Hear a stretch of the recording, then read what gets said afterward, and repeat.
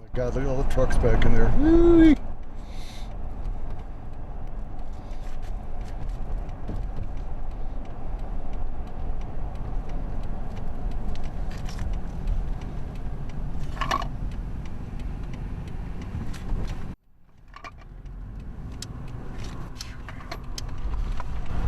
Look at this. I gotta clear all the gravel out of the creek, so they've built this road, they got all those trucks in there. It's a construction zone.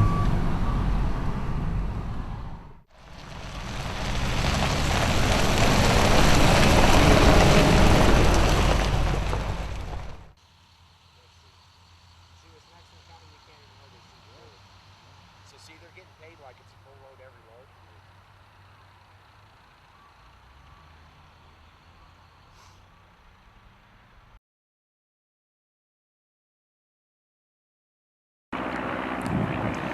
George and Mary Zweck first purchased this land along the St Vrain Creek in 1863. And for the past 150 years and 4 generations, it's been in the same family.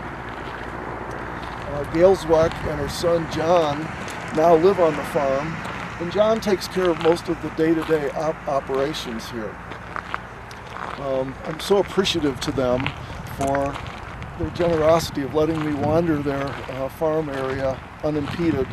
And John has been so instrumental in helping me capture so many of the great things of beauty that I have found here. I used to climb the fence right here. I think John put this gate in just for me. It's so nice.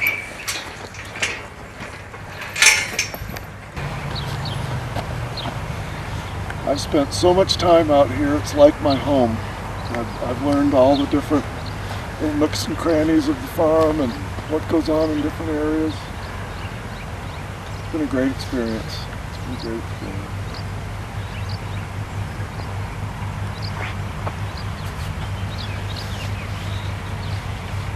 I've learned so many birds. I've learned where to look for them and the different shapes and the different kinds.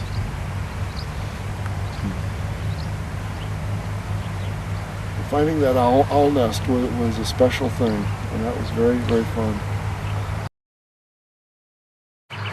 With all the time I've spent here over the past 5 years, I've chronicled well over 80 species of birds, and I've been able to capture images of most of them. It's been wonderful. The kingfishers became my obsession.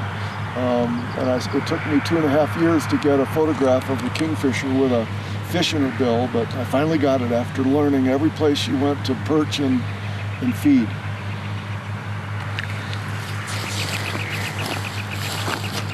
Funny, I was doing the kingfishers,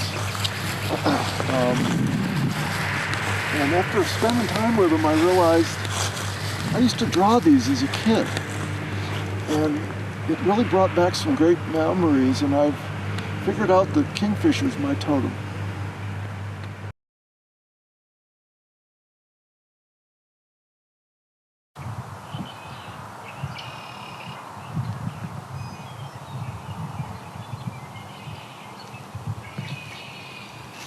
In the spring, this little pond is normally filled with water, and it's a great little wetlands area. And I set up one of my early hides here, and I immediately started seeing some really neat stuff. Red-winged blackbirds, you can hear them in the background, they're all over. And so they got so close sometimes I could barely focus on them. So that was fun to get some face shots of them. But I saw a bird called a sora, which is related to coots, and it was walking around in here. I'd never seen one of those. That was fun to see. And every time I'd see a new animal, or especially birds, I would run back to the truck when I was done and look it up, and that was always really fun. But one day on my birthday, the 1st of spring, a group of green-winged teals landed here. It's the only time I've seen them here, and it was the first time I'd ever seen them. It's a beautiful, beautiful bird. But probably the jewel here was wood ducks. And they're considered one of the most beautiful ducks in North America, and I would have to agree with that. And the first time an immature male came in and landed, and it had some familiar markings, but I just couldn't quite place it, and I knew it was an adolescent. And a few others flew in, and they hung around a bit and then went back in the reeds to feed.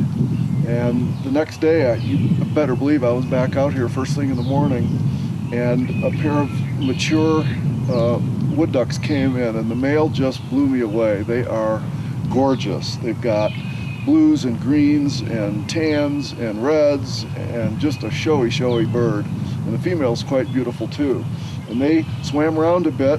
They looked like they were looking for something, and I think they were looking for their offspring. And they swam back into the reeds looking for them. Didn't find them, came back out, and they flew off. But I've had several encounters with them here, and watching their behavior and how the males vie for the females and everything was quite interesting. This has been a very productive wetlands area to photograph.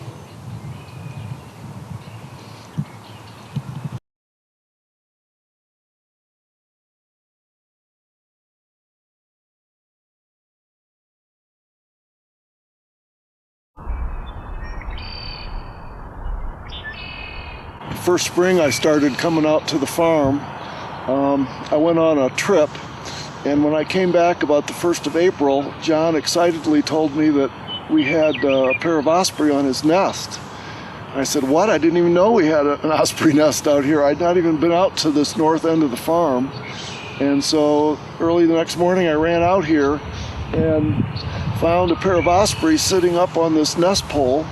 From the urging of a friend, John had erected this the fall before, and there were all kinds of plans he could have followed, but he said, you know, I can figure this out. So he put up this pole and the nest on top, and it's been used every year since. It's actually the most productive osprey nest in Boulder County. But the first morning I came out, I was able to witness the osprey mating, and I became enthralled with them. So of course I go to John and say, I've got to get up higher. I need to get up high so I can photograph into this nest. And he's like, well, I got an old scaffolding I've never put together before. Would that work? I'm like, yeah, let's do it. So he and I and a friend of his, we came out here and had this old beat up rusted scaffolding, and we put that thing up and moved it into position. And I thought, should I try to hide from these birds while I get up in there or not? And I thought, no, I'm just going to let them get used to me. They were so used to John, you know, plowing and driving his tractor around here that it was fine. So in the morning I would come and climb the scaffolding and just sit there, and they got totally used to me, and after a while they never even looked at me. But I spent 5 years every summer with this osprey family, and I learned so much about them. The first year they had 2 offspring, the next 2 years they had 3 offspring, and the 4th year they had 4 offspring. And that doesn't sound too bad until you consider that the male has to feed the entire family for about 2 months. So once she lays the eggs, she's on that nest, and he will come and bring her food, and he will then sit on the nest, and she will take the food off and fly and stretch her wings out a little bit and eat, and then she'll come back and sit on the eggs again.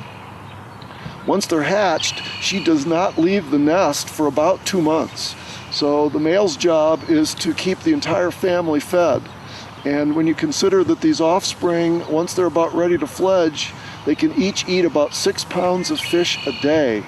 So you can imagine the amount of work the male has got to do to keep everybody fed.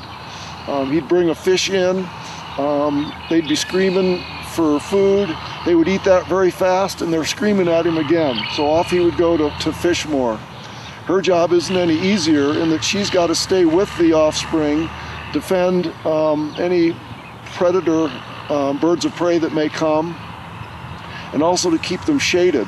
When it gets brutally hot here, she'll sit with her wings out and shade the offspring, and they're all panting. So it's quite an effort that these 2 parents do to raise the young, and the cooperation is just incredible. Spending as much time as I did with them, I learned all of their calls. They have calls for greeting, they have calls when they're hungry, they have calls when they're concerned because there's another osprey in the area and they might be worried about it coming in and trying to displace them. But it's an amazing bird. They're slightly smaller than an eagle, but they're much more agile hunters. They pretty much just eat fish. They will occasionally take a snake, but when they catch fish, they will drop into the water and they almost submerge. And to see a video of them coming out of the water with a fish in their talons and being able to gain flight again is just incredible. We just watched the mating ritual just a few minutes ago, and it was great. The female's on the nest, and the male's over here sitting on a perch, enjoying this wonderful spring day. The first year I was here watching the osprey family, I noticed that the male likes to use various perches to feed when he's trying to eat himself, and he was using our scaffolding a lot and created quite a mess on there. So after the first year, once the osprey were gone, I told John, we need an epic perch. And he looked at me and said, what are you talking about? I said, we need to put up a perch that's fitting for this osprey. So he gave it some thought and came up with a great idea. So he had another post that he used, and we put a natural looking limb on it and erected that nice and close to the nest. And by golly, the next spring, when the first osprey came back, he excitedly called me and said, we got osprey back. And I ran out, and when I got here, there was an osprey sitting on that perch eating a fish. And I knew that we were successful with gaining a perch for the osprey, and it's been used ever since. One of the things we did learn, though, is that these red-winged blackbirds that you can hear all around us are very territorial, and they do not like birds of prey, and they will chase them. And by the middle of the summer, when the red-winged blackbirds were having their offspring, they started harassing the osprey sitting on that post. And they'd bring in a fish, and the male would try to be eating there, and the red-winged blackbirds were just harassing it and hitting it and landing on it. And so it wasn't used for about a month during the summer, and that's true every year. But once the red-winged blackbird's offspring are gone, then they can use that perch again. The offspring of the osprey will also use it too. About September, once the osprey have fledged and are flying around and trying to learn how to feed themselves, the whole family is going to take off and migrate south. And the osprey in this region tend to migrate down to Mexico, and some of them go as far down into Central America. They leave together, but studies have shown that the mated pair do not spend the winter together, so they're alone. And the fascinating part of this is around late March, the osprey start returning. And we'll be on the lookout, and one day there'll be an osprey sitting on the nest here, and within a week, and sometimes it's a day later, the other one shows up.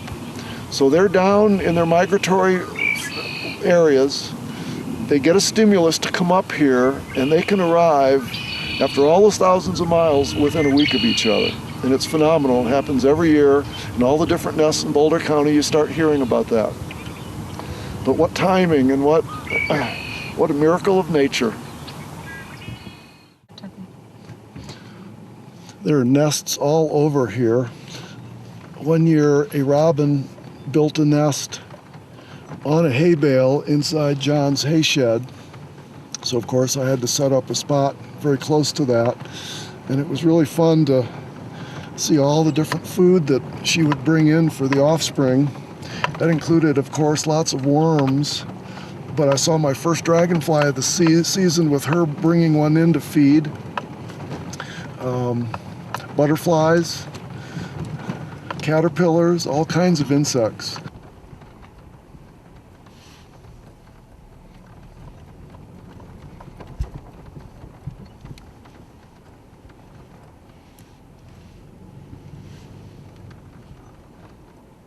Let's see, well, you want me to, we can look at that out the window and then I'll back up and go? You want to do that? Sure.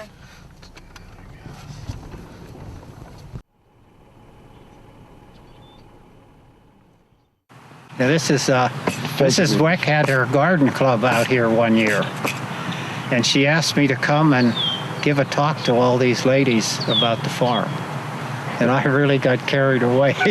You can talk. And after we were done, several of the ladies came and asked me if I would take them for a nature walk around the pond. I thought, well, I hit the jackpot on that one. Good, yeah. There's a lot you can say about this place, that's for sure. I'm not crazy about this over here, but we can't do anything about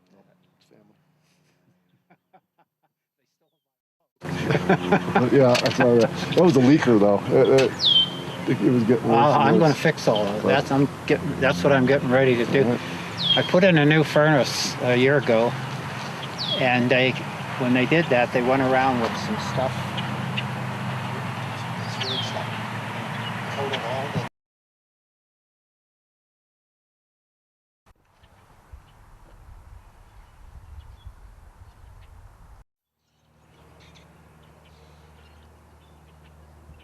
Several years I've been photographing here on the farm. I've been amazed at the wildlife and diversity that I've seen here. It's included snapping turtles laying eggs.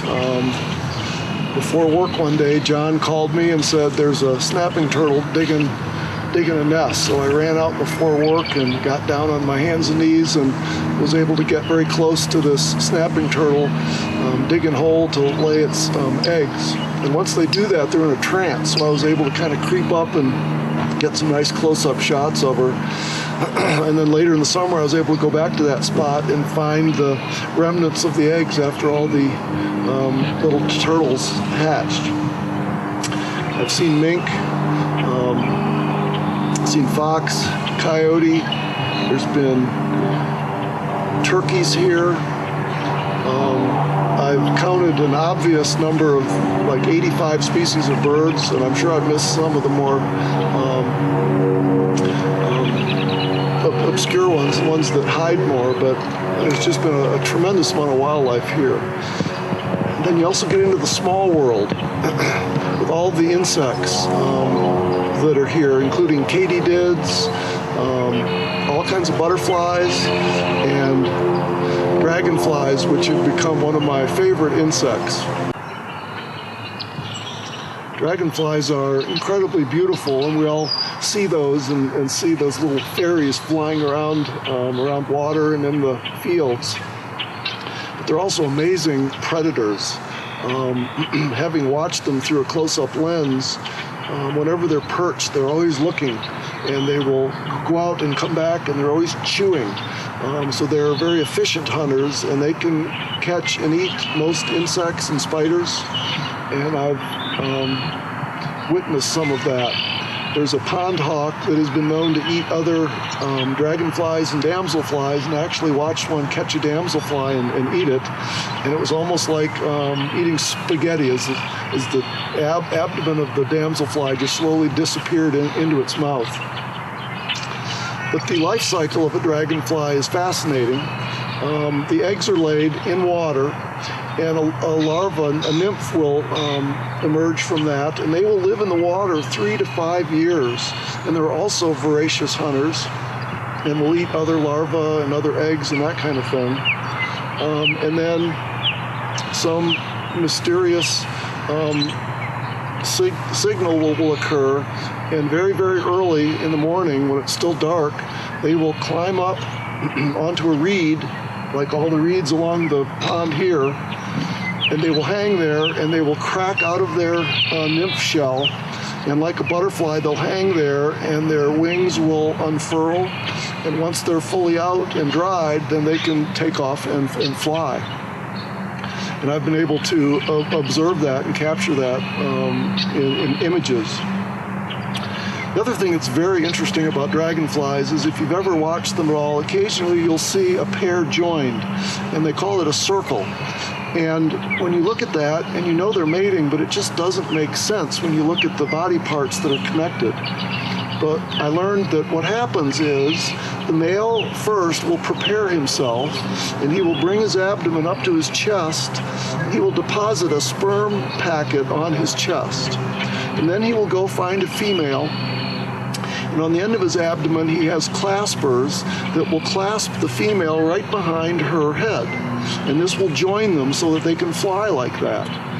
And then the female, if she's ready, will bring her abdomen up to his chest, and he has appendages that first clean off any other sperm packets that may be on that abdomen from another individual, and then he will deposit his sperm packet onto her abdomen.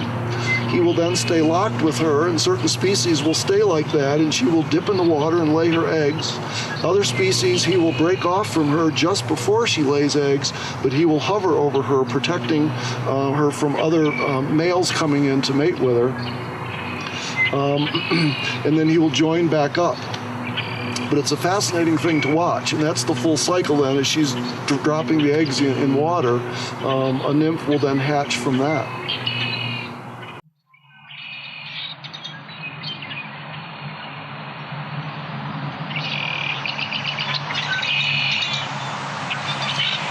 One morning I was out early wanting to capture the dragonfly coming out of the nymph casing. So I got in my shorts and sandals and climbed into the water. So I was about waist deep with my camera. And I was looking along the shore looking for these casings. And I saw joined dragonflies flying around the pond laying eggs. In this particular species, the male would disengage from the female as she would drop and lay her eggs. And I'm just watching this, and it almost stopped my heart, but a fish came up from underneath and grabbed that female, and she was gone. And I thought, well, that's probably one reason the male probably disengages from her. But it was startling to see her just disappear like that. So everything here has a predator. And even the dragonflies that seem very nimble, when she was laying her eggs, she was a little bit vulnerable, and the fish are watching from beneath, and she's going to become part of the food cycle.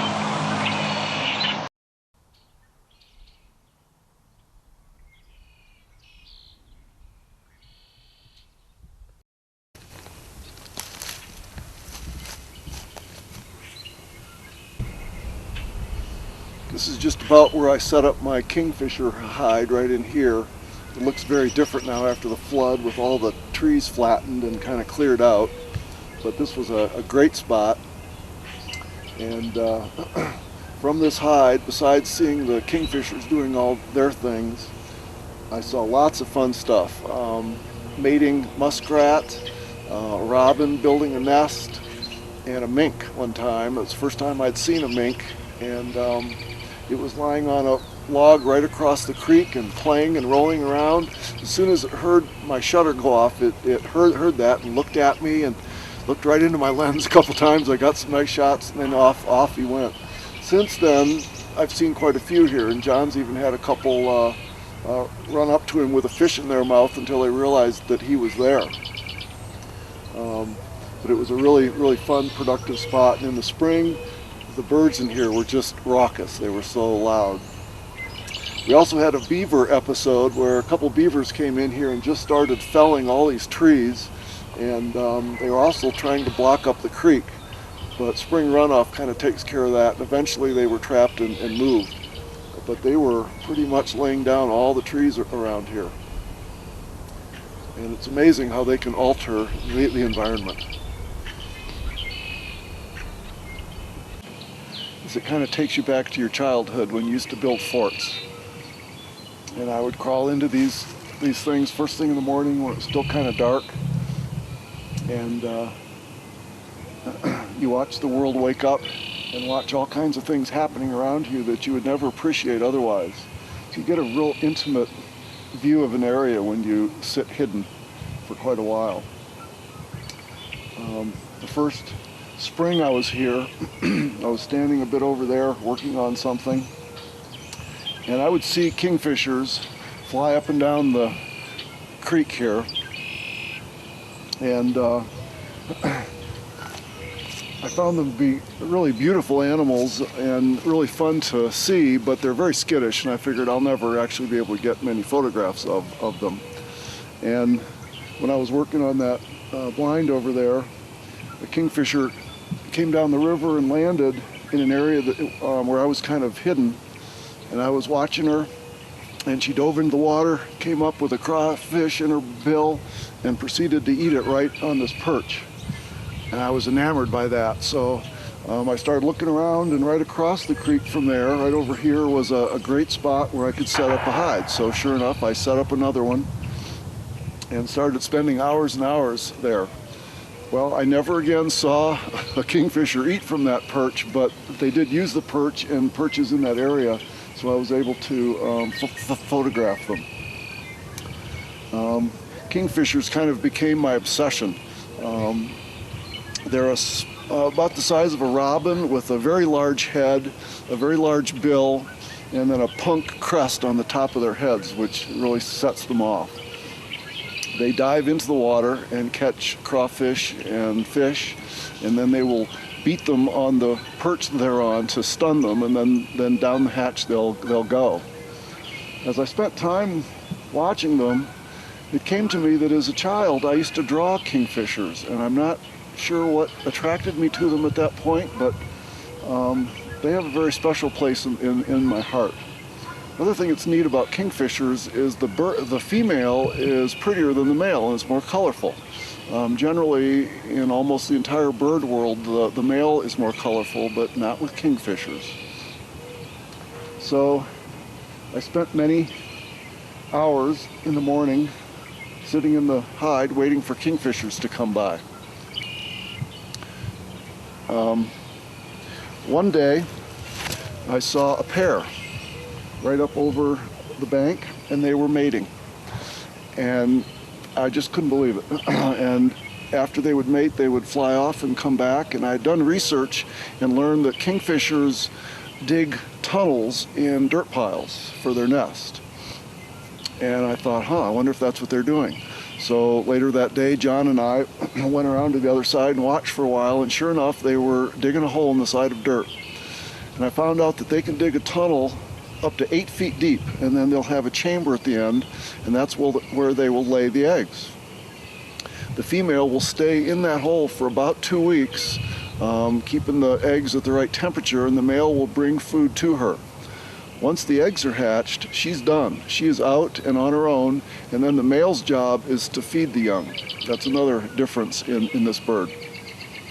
So we immediately moved another blind up near the nest hole, and John, over a week's time, moved it in closer and closer so it was in a good spot.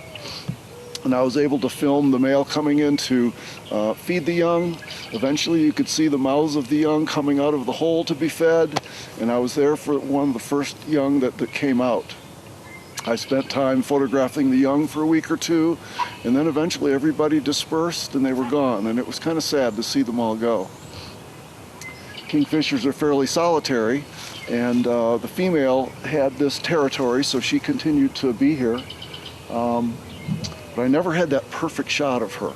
So I kept watching and learning where she would perch, and eventually one late winter day, I got her. She landed in just the right spot for me. The light was good, the background was good, and I was so happy, and that took me 2 years to get that shot. A couple months later, I was able to catch her with a fish in her bill and got those shots, and those were the piece de resistance. After that, she disappeared, and we don't really know what happened to her. We had 2 males together. I figured they were brothers hanging out here, and now we have a new female, so that's great. But if you spend some time on waterways, you should eventually be able to see and or hear one. They have a very loud rattle, and once you hear that, you'll never forget it. And they're a fun bird to locate and watch, and if you're lucky, you can see them fishing.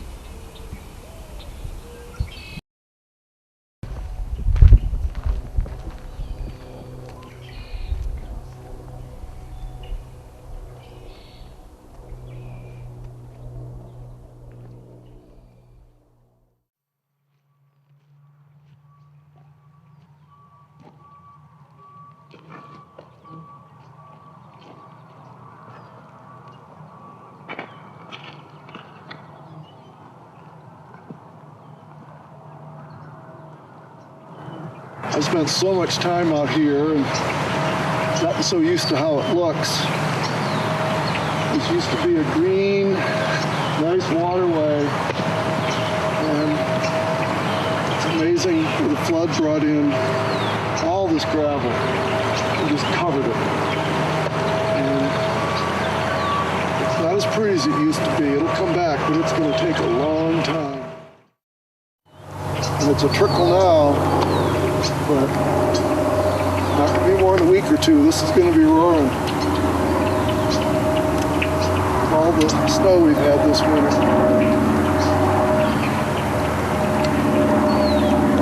But the birds are back.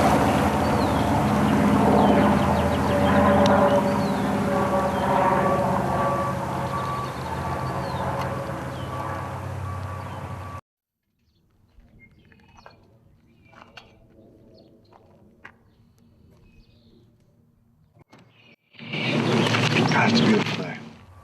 On a beautiful morning with all kinds of construction going on. Can you hear the background traffic? You can, okay. That's encroachment. Guess that's what that is. I've been living in Longmont over 30 years, and as I've driven down Airport Road, I always cross the St Vrain Creek, and I always look west towards this, and I wonder, what's back in there? I see this beautiful old farm, and the pastures, and the cows, and the trees along the St Vrain Creek, and Long's Peak dominating everything. And what is here? What kind of wildlife is there, and what is still around? I first came to the farm when it was featured on a garden tour set up by Longmont Symphony as a fundraiser. And I immediately took a liking to Gail, and we had a great conversation. And I mentioned to her that I might want to do some photography on her farm, and she said she thought that would be okay. And then I said, well, I might even want to set up some blinds or some hides to capture some of the more skittish creatures. And she again said, well, that'd probably be fine, but I don't know how the cows are going to handle that. I didn't think that would be much of an issue, but little did I know how prophetic that would be.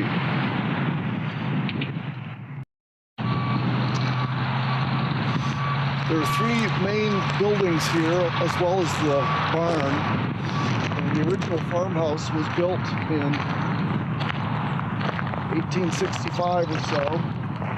And Gail Zweck still lives in there. And John lives in a small house next door.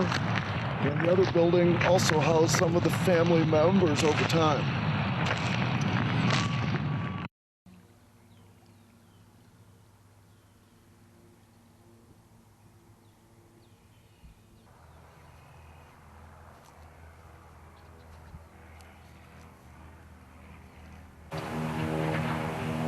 Cows have seen me for years and years, and they still stare at me like they've never seen me before.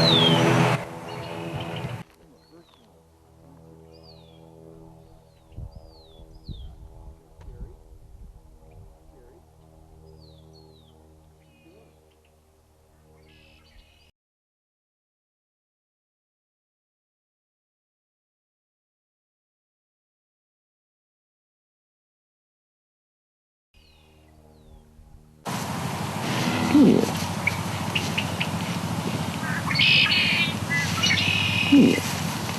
are you doing? Al comes here, I'll drool on you. I'll drool on you. I'm good with that. I'm good with that. I'll drool on you.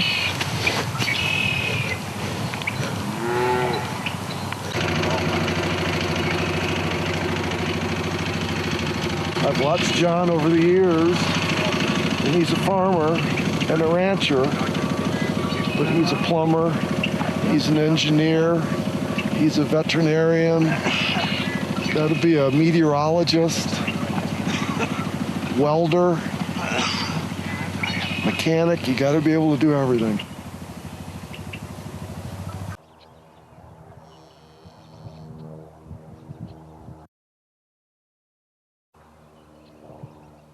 Spring comes early to the farm here.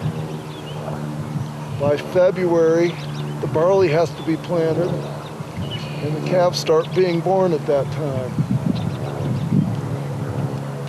They need to be mature enough for the next winter, so the earlier they can be getting started maturing, the better.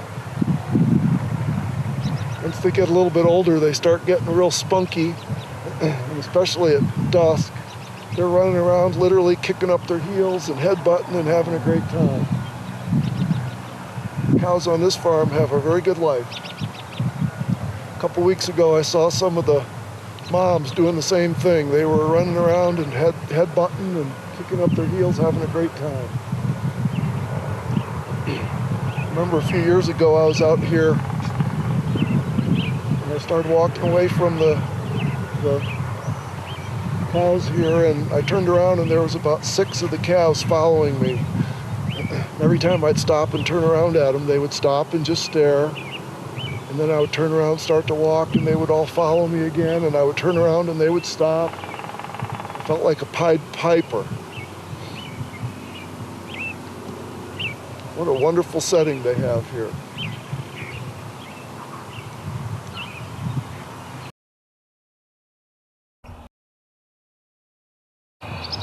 This tree has been around obviously for a long, long time, and looking at the inside of it, you can see how rotted it is. And when the big piece split off, it exposed all of this interior area, and I imagine the woodpeckers had a ball going after all the insects that were in all that rot. And I'm sure it was good feeding for quite a while.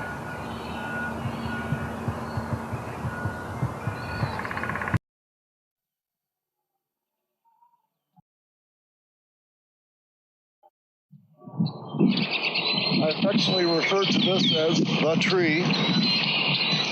This is where the owls nested. It used to look a little better before it split a couple of years ago, and a big piece of this came down.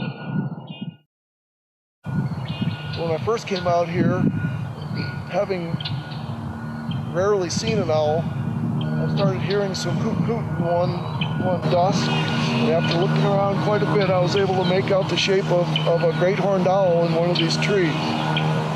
So I knew that they liked this area. And later that spring, John informed me that the owl was sitting up in this tree in a nest. And I came over to look at it, and the camouflage was phenomenal.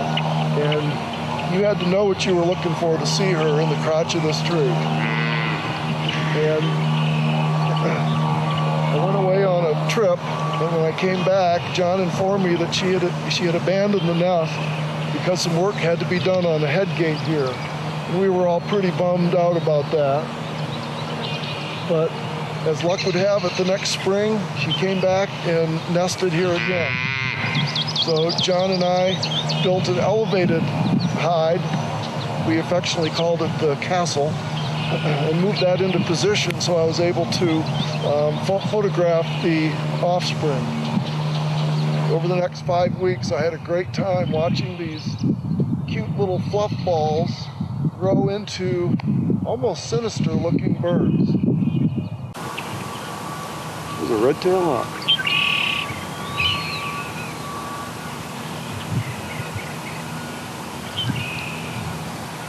Great horned owls are one of our biggest owl species in the United States.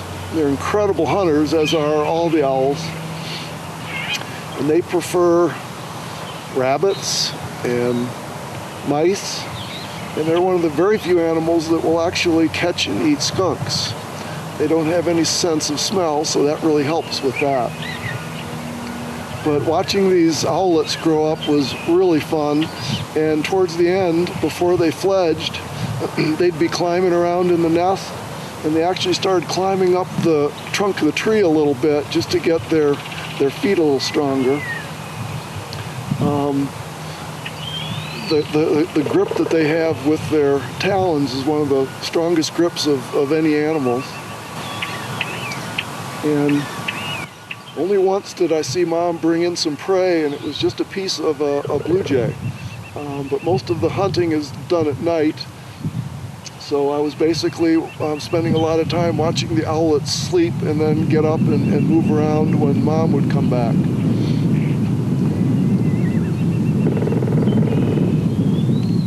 It gets kind of hard when you spend a lot of time with a family of animals like that. Eventually they're going to fledge. And after about 5 or 6 weeks, they climbed up into the tree.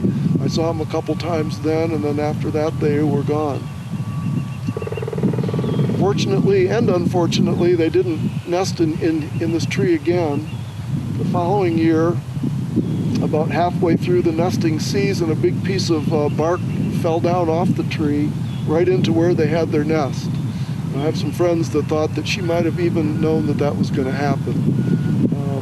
They're still around, but they haven't nested in this tree since. And then a couple of years ago, about half of it split off. And it's not the tree that it was.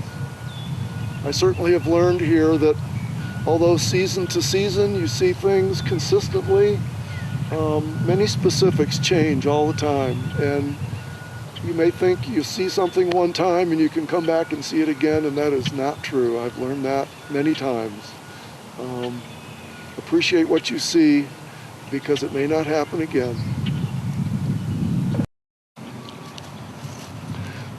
I did a lot of research on great horned owls, and they're fascinating animals. They can ventriloquialize, so they can throw their hoots, which will kind of mask exactly where they are. All owls are built, their feathers are built such that when they fly, they're absolutely silent. And obviously they will need that as they're coming down on prey at night. Another fascinating thing about owls is they have great eyesight, but their hearing is phenomenal. And their ears are not placed symmetrically in their skull, so that they're oriented slightly different from each other. And when they hear something, they can turn their head and actually have stereophonic hearing, and they can hone in on a specific area where the prey is. And then they can go in there and hit that. So even when it's real dark, their hearing is so good and so precise that they can locate prey. The great gray owls can actually hear mice through the snow, and they can pound through the snow to catch a mouse. It's a fascinating animal. Owls are incredible predators, and just looking at them, they're just intense looking birds of prey. Kestrels are another really cool bird I found out on the farm. They're also called sparrowhawks because they like to prey on small birds, but they also eat a lot of mice and even insects. In my opinion, they're beautiful birds of prey, and they might be small in stature, but they're very mighty in their spirit. They're quite tough. Even John describes them as pound for pound being one of the toughest animals on the farm. Many farms keep kestrel boxes to help keep the mice population down, and the Zweck Farm is no exception. They've got one box that's been used for many years, and I thought this would be a good spot to get some photographs, so I built a very small light hide that I could move depending on morning or afternoon light, and it seemed to work pretty well. We decided to put up another perch near the box like we did with the osprey, thinking that the parents would bring the food to the perch and then into the box to feed the offspring, and that did work well. I spent many hours at first without much happening, but then as the chicks got a little older, more food had to be brought in for them. The first time was the male flying in with a chick it stole out of a nest, and it culminated with the female bringing in a headless robin one time. It was obvious she was exhausted through probably the hunting, killing, and carrying of this thing back. And it was surprising. It was, almost as big as she was. She flew it into the box, but immediately pulled it back out, probably realizing that there was too much to it to have in that box. She started trying to get the wings off and that would make the whole bulk of the bird being a little smaller inside the box. It was kind of fun to watch. As the chicks got older, you'd start to see them sticking their heads out of the box. And eventually, one morning I was there when they fledged and came out and started learning to fly. The parents were around watching them, and after they had practiced a little bit, they started calling, and the offspring flew off with them, and that's the last I saw of them around the box. They do like to sit on the telephone lines a lot, so they're pretty easy to see if you spend any time out there. But again, I think they're one of the prettiest birds with multiple colors, and they're fun to watch.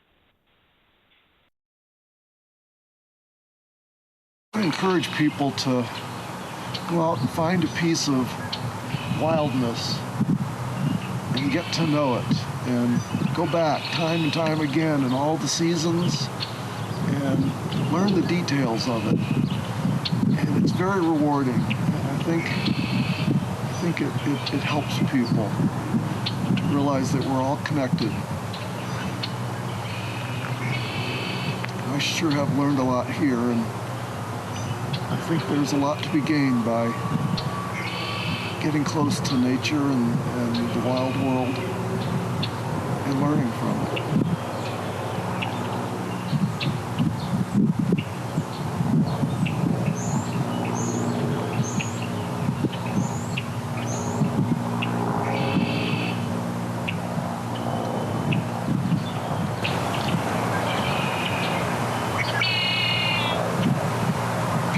There's many great stories with the Zweck family, having been around in this area for so long. One of my favorites is about Aunt Jean. She was one of the original daughters of George and Mary, and she never married and was very colorful. And at one point in her life, she homesteaded some land up in the mountains west of Loveland. And back then, you had to live on the land for a certain number of years, and then you could claim it. And so this woman stayed in a cabin up on this land for, I think it was 3 years. And there were times she was buried in that cat cabin in the winter. But because of that, she was able to gain that land. And later, when a piece of property became available on the creek on the other side, she traded her land for that. And that just made this whole farm area a little more complete. And she then lived on the farm for the rest of her life. And in 1976, when Longmont was celebrating their centennial, she was the Grand Marshal of the Centennial Parade in Longmont. And she was all dressed up in red, white, and blue. And after the parade was over, she came back and she saw Gail and said, "You know, this was one of the best days of my life." And she went back into her house and laid down on the couch and passed away. Could we all be so lucky to have the best day of our life and then close our eyes?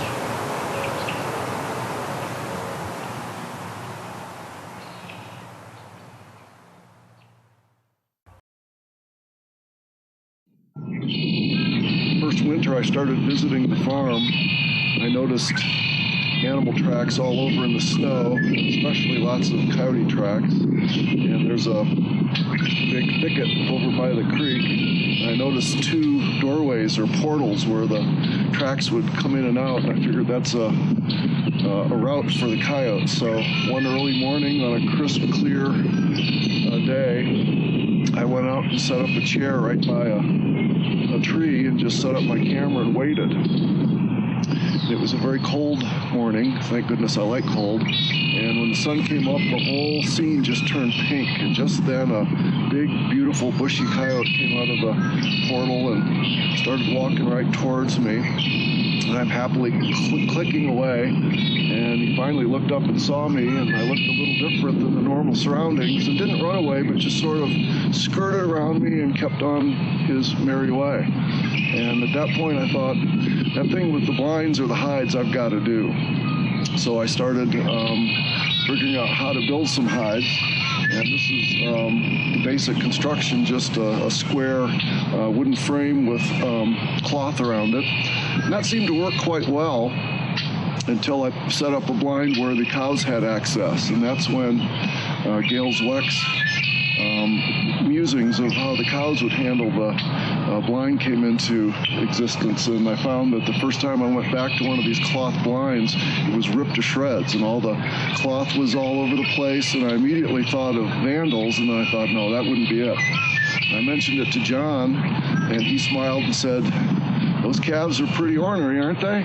And sure enough, you start watching, and the calves just are very curious of everything. And when you put up something new in their environment, they're going to go check it out. And the cows would rub on it, but the calves stick their head in it and just go crazy with it and rip it apart. So after that happened about 2 or 3 times, John, in his quiet way, smiled and said, Peter, maybe you should put hard sides on them. I was like, really? So now we have plywood on there, and it makes them heavier, but it makes them a bit more cow-proof.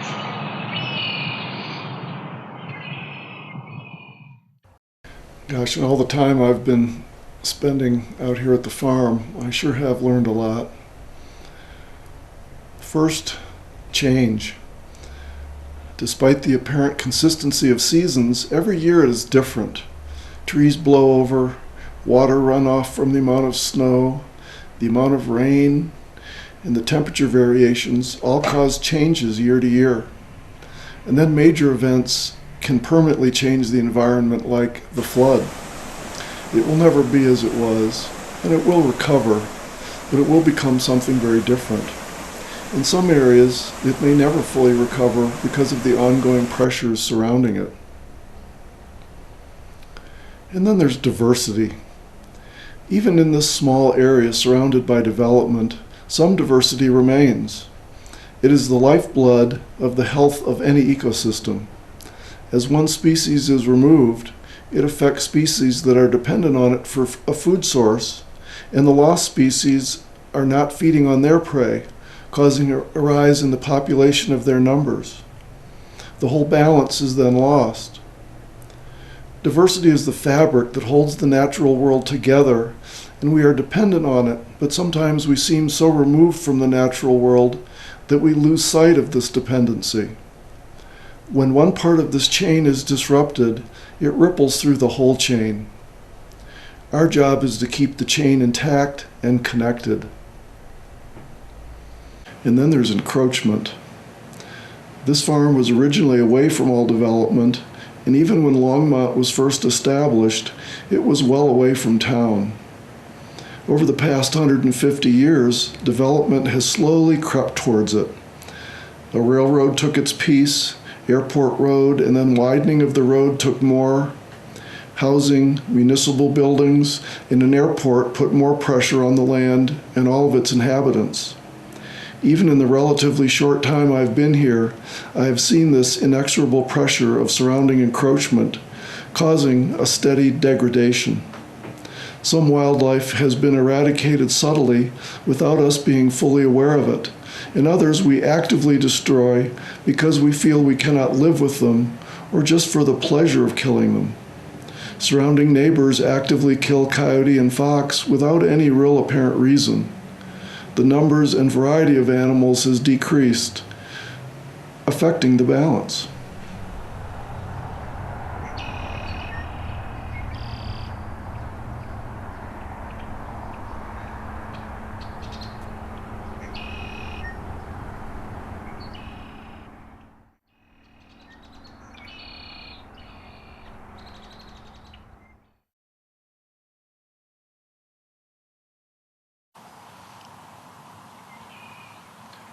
I so appreciate the willingness and the hospitality of the residents of this area, especially the Zwecks, of letting me wander the area and photograph it and learn it.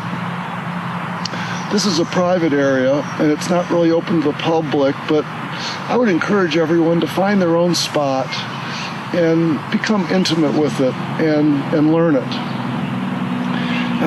You can explore the wonder of nature in any area if you spend some time with it. I think it'll change your life, and it'll definitely change it for the better.